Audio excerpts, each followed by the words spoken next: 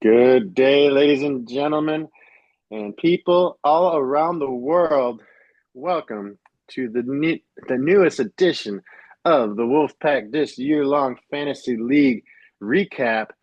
This week we are recapping the 2025 PDGA Professional World Championships presented by Discmania. We're here with Zac O and your host, Brian Frawley.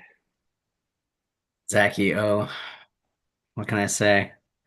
Zac O continues his dominance in Europe. That's the breaking news from the fantasy chat. But unfortunately for Zach, I also continue my dominance in Europe.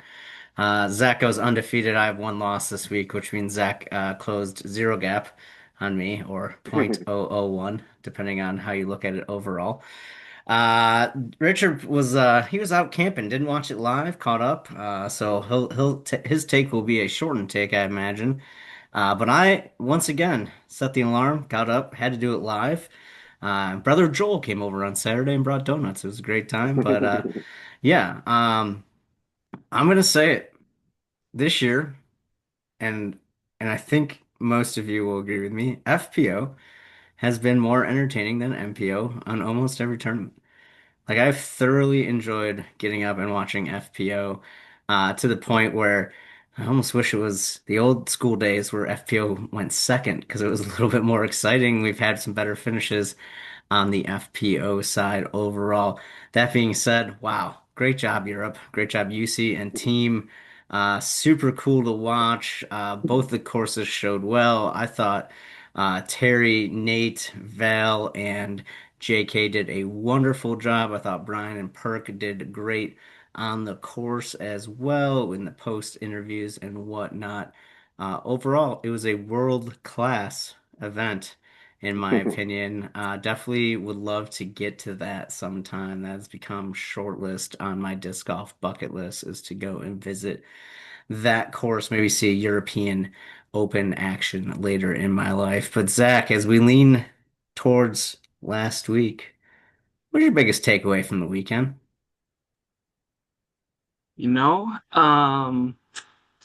for me, I think the biggest takeaway is the new era is here. This has been a year of firsts, right? We've had first time winners on tour, first time everything. We have two new first time world champions. The trend continues. And for me, I think we're seeing the new rivalry emerge. I loved seeing AB come back at the very end there at round four, make a furious comeback. We're going to see that's, in my opinion, that's the new duel, right? Those are the two people we're looking to see compete week in, week out. AB has unlimited potential. Gannon is the more consistent winner right now. Arguably, right, that new Paul Macbeth Ricky kind of battle, that's just it to me right now. And we're seeing that come to fruition. Gannon has now set the stage. He set the warning out. He's made himself present. He can not only win a major, he can win worlds. And now it's his league to lose at this point, right? Can someone else step up and assert the dominance that Gannon has demonstrated over the last couple seasons? Or is this his next 10, 15 years, his runaway like Paul had?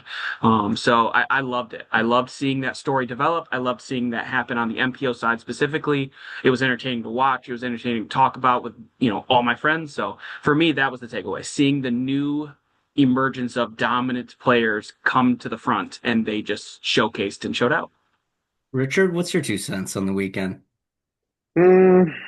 I mean, the first thing that pops in my head is that Ida Litomakin. Did I say that right? Um, Close enough for this wow. podcast. Wow, dude.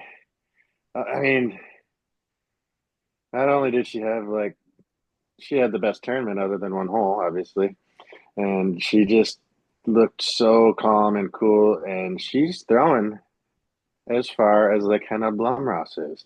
She's putting as well as Owen Scoggins was. She is really, really impressive. I don't know if it was a one-time fluke, but I don't think so. I think she is gonna be.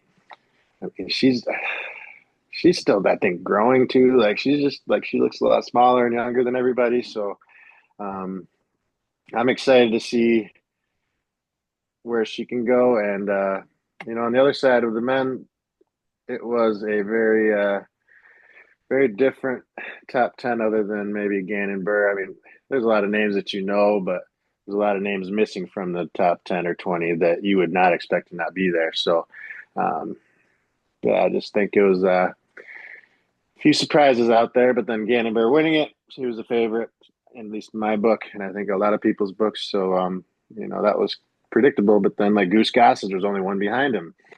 That's a great tournament for him. So, it was just exciting to watch. I went through and watched all the Joe Mezes when I got back. I stayed off all social media. I was like pumped to just see what happened, and I was glad that I didn't like just see a spoiler or something anywhere. Yeah, for sure. Way to do that. That was one of the reasons why I wanted to get up because I knew as soon as I started looking at my phone, I would have it ruined. Mm-hmm. So there's that, and that is super cool. Zach, do you remember your four women you picked from last week? I remember it wasn't owned. It wasn't. You Rachel had Turton was one of the picks, I think, for European. She correct. did pretty well. She finished in top 10. I want to say Evelina Salonen was the other one. Did I pick three? You Or did I picked pick four? four. You got two Oh of them gosh. right so far. Holland and Yep. Lot probably. Yep. So that was your four. Richard, do you remember who you picked? I remember Silva. Yep. Other than that, I don't. Candace, Henna, Mm. and Evelina. Bryce, who was on, had Kristen, Evelina, Emily Weatherman, and Missy. And then I had Holland, Missy, Kristen, and Rebecca Cox. So notice the four of us, that's 16 guesses. None of us had own. So congrats to her. And pretty cool. We have a Masters and World reigning champion who is the same person. That's rather impressive, if you ask me. On the men's side, Zach, do you remember? I know I said Lowry as my European pick. You did not. You I changed it thought at the it, last second. oh, did I? No. Oh, Mauri. Changed it to Yep. Mauri at the last second. Yep. Yeah, Paul Macbeth, Ricky Wasaki, and I can't And remember. I can't remember the last and one off the top of my head. Do I have to and push for this? it was Gannon Burr. Oh, it was Gannon. Okay. Richard, Did I uh, also pick Gannon? you picked Calvin Heimberg, Nicolas Antela, Kyle Klein, Hmm. and someone with the initials JC, which off the top of my head, I can't think of that because I'm tired. So we'll figure that one out later. Bryce picked AB, uh, Ezra, Isaac, and Bradley Williams. He was And on the leaderboard early. yep, I picked Paul, Ricky, AB, and Gannon. So we had at least two of us had Gannon on the MPO side, and I would definitely have to say I hope that Gannon and AB turn into Ricky and Paul or the champ and David or the other champ. It would be cool for me to see as an avid fan. But let's talk about hole number 16. And if you don't know what we're referring to, just go watch some coverage. You'll figure it out real fast. Um, so I said on social media posts, and Bobby Brown from Dynamic Disc was asking questions about it, and I said it's the best and worst hole in disc golf. It is the best because it is truly and utterly unpredictable. From a fan standpoint, you can see everything.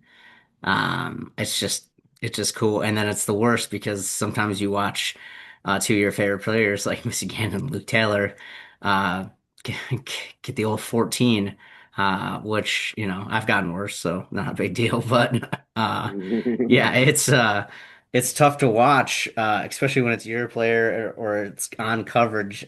Richard, you got billions of dollars. You building a hole like that at your super course? Mm, I think I would have some sort of a PDGA exemption to where they have to throw it like twice over, and then if they don't get it after that, then they go to a drop zone or something along those lines. I don't know Okay, if that happens anywhere. Not possible that you're saying there, Zach.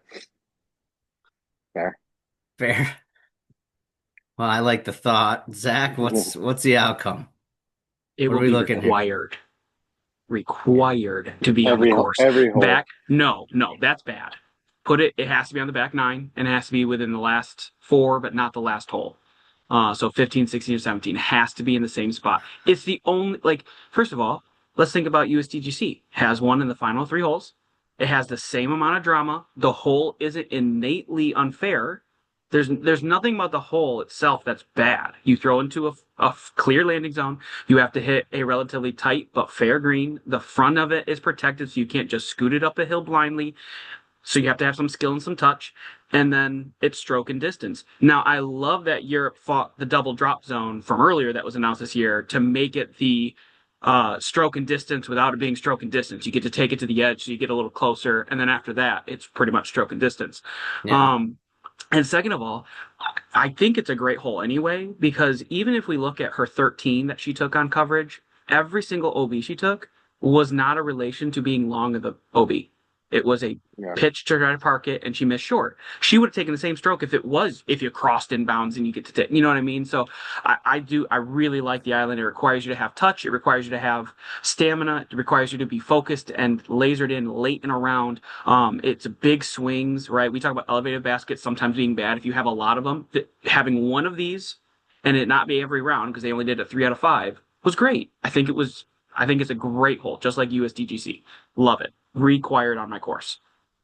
Yeah, I do like that 3 out of 5 for Worlds. It does get a little hairy sometimes with just Europe being on that European Open being on that course. But yeah, it's the best and worst hole in disc golf. I love it. It's scary to watch. It's fun, and it did create interesting drama towards the end for both. So, yeah, I do appreciate that.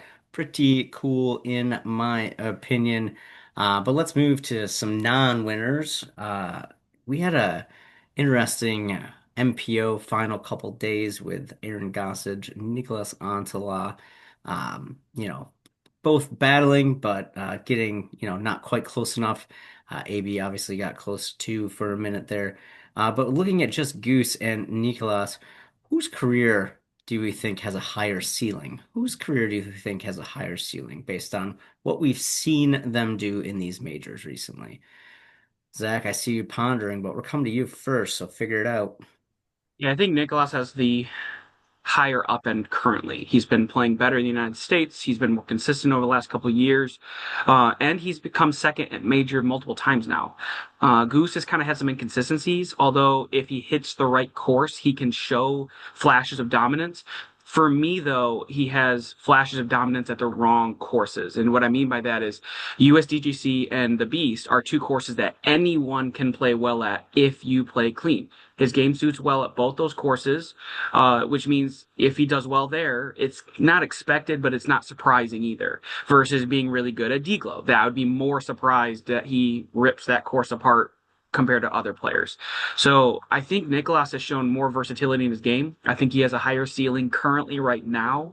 But Goose is a guy that if to me, he's very James Conrady from years ago, where it's like James can show up, pop up 1070, 1070, 1070, and wreck a field, and everyone goes, yeah, hey, it can happen. But Nicholas is kind of the guy I expect, especially in the future, in my opinion, might be the first European world champion, or he's the best bet at it right now. So I gotta go with Nicholas. I don't think I can go with Goose. Point of contention, that would be MPO world champion. Richard? I agree with most with what Zach said there. To me, it's come down to consistency.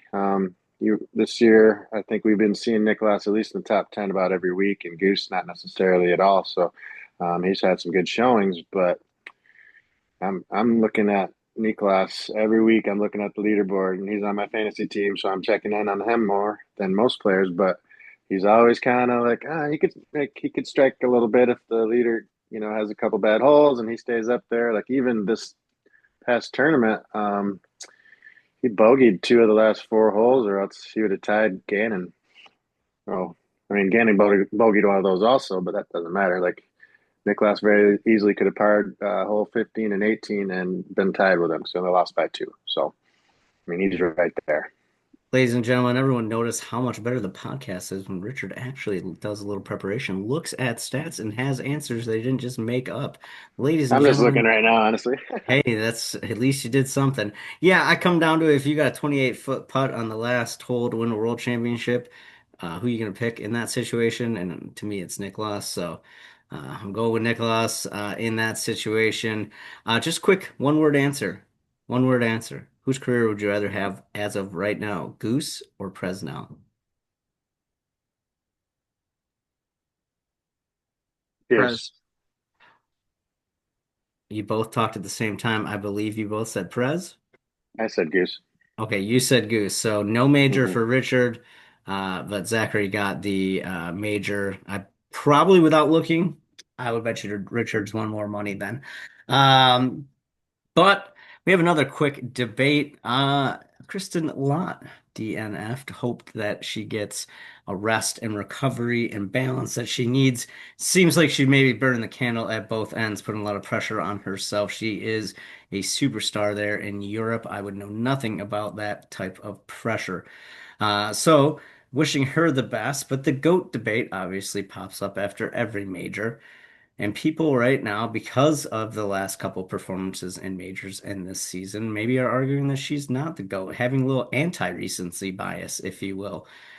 Um, she's still in the top four all time. Can't really argue that one way or any other.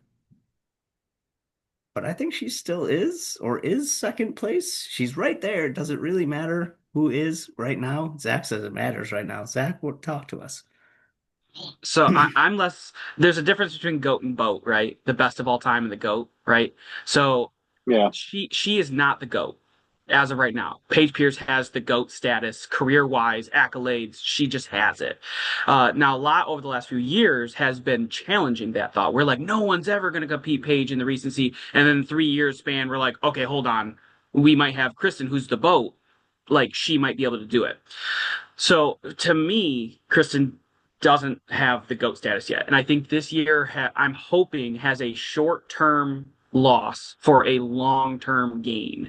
To me, I think a lot of people are upset because she's sitting in 16th or something like that when she DNFs. Even with everything she's going on, she's choosing not to take $3,000 in winnings. She's choosing to go rest, and she's going through some personal stuff. And we don't know what those things are. So there's no judgment on that. But from fans watching the sport, we want to see her compete, even when she's struggling. The sport is better right now when Lot is competing, period, point blank. Um, I think for fans, we would have preferred to see her struggle through the rest of this tournament and take a month off and say, hey, she's something's going on.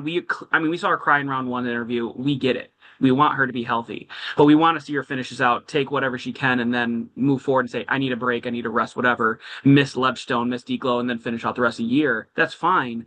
But the way she dropped, it just felt weird for fans. We want to see her on the course. It just was disappointing for us. But again, I hope all the best luck to her. But right now, she has maybe the boat season and skill set, but she's not the GOAT. She needs more accolades. She needs more consistency over the next several years to kind of challenge that off of Paige's career because she just has it right now.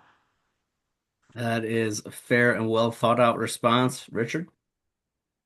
Um, from a fan perspective, sure, but also as a fan and somebody who, as a former athlete, sometimes you get in your own head and you go in slumps and things like that. I think of Simone Biles taking not this last Olympics, but the one before off. It was a mental thing, and she was just feeling that. And I remember at the time just thinking, like, wow, way to go, like, way to prioritize her mental health. There's many other examples. I forget the tennis player's name. She won a couple of good ones too, Coco. but that's Coco. the one. Yeah. So, I'm actually like proud of her for not just trying to fight through and be tough because that would just made her mental state even worse. So she got out, had a good time, and you feel for her, really. Yeah.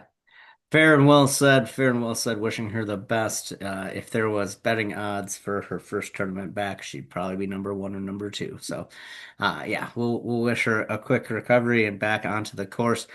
We do have one event in Europe this week. That, my friend, as I move over to my screen, I forgot to switch it, so it's loading currently. That is the Turku Open begins this Friday, August 8th. If you do participate in fantasy disc golf, as a heads up, you're going to want to check to make sure your players are playing that event. There have been a lot of drops. I'm sure we'll see an updated list from our friends at the Fantasy Disc Golf chat, Rob and other people that produce those great things. But be aware of those things coming. And then after that, we have Ledgestone, which I wish I was going to, but I'm not. So unfortunate. Good event. Richard, maybe we try to make that one next year. Yeah, we'll Uh, see. I like to go. We should go down to St. Louis too. We should see Yeah, I'd AK-47. rather do that. Yep, sounds great. Love it. We've already changed our mind. That's what's best about this type of podcast. That being said, we'll be back for Turku next week and then Ledgestone. I'm going to beat Zach tomorrow at our breakfast morning league, and I'm really excited for that. And Richard, I don't know when we compete again, but I will beat you then too. Yeah. Yep. In the meantime, keep it in the fairway. Have a blessed rest of your day, and yeah, thanks for playing disc golf. See you later.